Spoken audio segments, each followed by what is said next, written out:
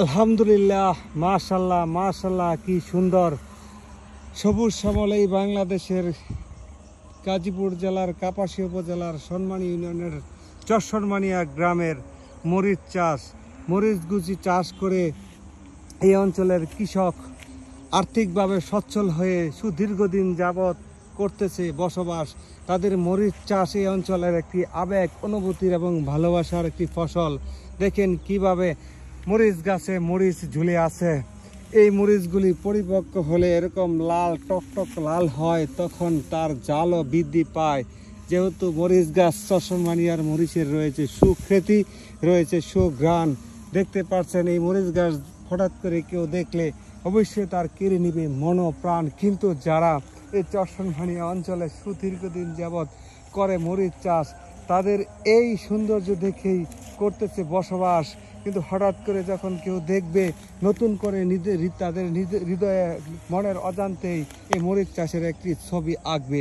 আপনারা দেখতে পাচ্ছেন এরকমই ভাবে চরসনমানিয়া অঞ্চলের প্রায় সুদীর্ঘ এরিয়া, প্রায় 3 কিলোমিটার এরিয়ার 2 কিলোমিটার প্রশস্ত জমিতে কিছু অংশে চাষ করা হয় মরিচ, আর কিছু অংশে চাষ করা হয় আমাদের বেঁচে থাকার জন্য যে বাত প্রয়োজন, সেই বাতের জন্য ধান। এই যে জমিটা দেখতেছেন, এই জমিতে চাষ করা হয় দুটি ফসল, অর্থাৎ বড় মৌসুমে ইরি ধান এবং আমন মৌসুমে আমন ধান চাষ করা হয়। এবং দেখতেছেন কি তরতাজা এবং সবুজ শ্যামল যেই প্রাকৃতিক দৃশ্য, সেই দৃশ্য দেখে কেউ হবেন না আশা করি নিঃস্ব।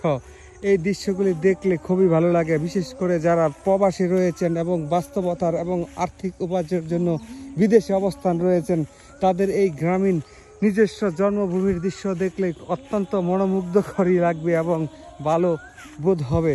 আপনারা দেখতে পাচ্ছেন এই মরিচ চাষের সাথে সাথে আরও কিছু চাষ করা হয়, তা হচ্ছে বেগুন। বিভিন্ন ধরনের বেগুন রয়েছে গুল বেগুন, রয়েছে লম্বা বেগুন নামে হিসেবে পরিচিত। যদিও এই জমিটিতে তেমন ভালো মরিচ হয়নি এবং কৃষক সেভাবে পরিচর্যা করেনি, কিন্তু তার পাশেই দেখেন এই মরিচের জমিতে কি পরিমাণ মরিচ হয়েছে এবং প্রতিটি গাছে যথেষ্ট পরিমাণ মরিচ ঝুলে আছে। আপনারা হয়তোবা ভিডিওতে ওইভাবে দেখতেছেন, হয়তোবা দেখতে পারতেছেন না। আমি আপনাদেরকে দেখাচ্ছি মরিচের কি মোটামুটি এই অঞ্চলের অধিকাংশ জমিতেই মরিচের বাম্পার ফলন হয়, যদি সে মরিচ চাষের প্রতি মনোযোগী হয়। কারণ এই চরসনমানিয়া অঞ্চলের যে নদীর তীরবর্তী যে জমিগুলি রয়েছে, সে জমিতে উর্বরতা যথেষ্ট পরিমাণ সৃষ্টিকর্তা প্রদত্তই রয়েছে এবং এই উর্বরতাকে কাজে লাগিয়ে অর্থকারী যে ফসল, সেই ফসল এই অঞ্চলের মানুষ যুগের পর যুগ চাষ করে আসছে। এই মরিচ চাষ যখন শেষ হবে, তখন চাষ করা হবে এখানে বাংলাদেশের সোনালী আঁশখ্যাত পাট। সেই পাটও যাকে এই পাটগুলি উৎপন্ন হবে, আর এই পুরাতন ব্রহ্মপুত্র নদীতেই সেই পাটগুলোকে জাগ দেওয়া হবে। অর্থাৎ পাট করার জন্য, পরিপক্ক করার জন্য এই পুরাতন ব্রহ্মপুত্র নদীটা এই অঞ্চলে মাছের চাহিদা পূরণের জন্য যথেষ্ট ভূমিকা পালন করতেছে। দেখতেছেন কি একজন জেলে, সে মাছ ধরার জন্য আপ্রাণ চেষ্টা করতেছে এবং এই নদীর তীরবর্তী অঞ্চলের এবং নদীর যে অংশ রয়েছে, সেই অংশে আপনারা হয়তো বা খেয়াল করতেছেন মাছ ধরার জন্য যথেষ্ট পরিমাণ সুযোগ রয়েছে। যারা এতক্ষণ দেখেছেন তাদেরকে অসংখ্য ধন্যবাদ।